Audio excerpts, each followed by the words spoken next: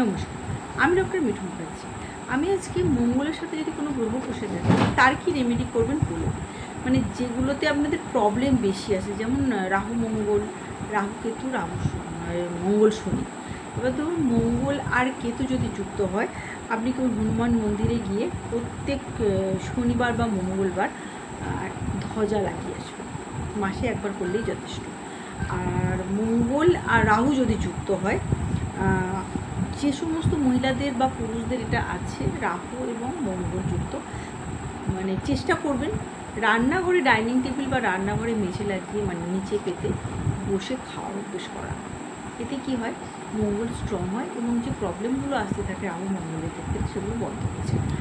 আর 3 নম্বর যেটা হচ্ছে মঙ্গল আর শনি।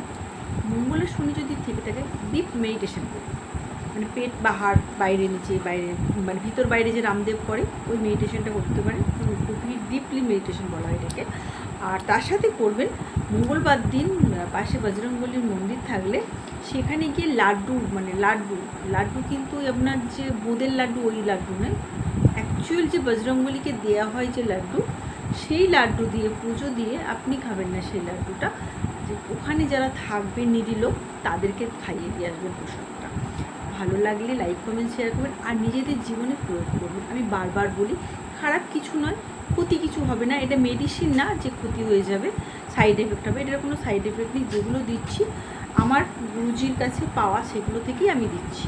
কারণ এগুলো কোনো বানিয়ে করার জিনিস নয়, পুঁথিগত বিদ্যা, কিছু শ্রবণগত বিদ্যা। ভালো লাগলে লাইক কমেন্ট শেয়ার করবেন। নমস্কার।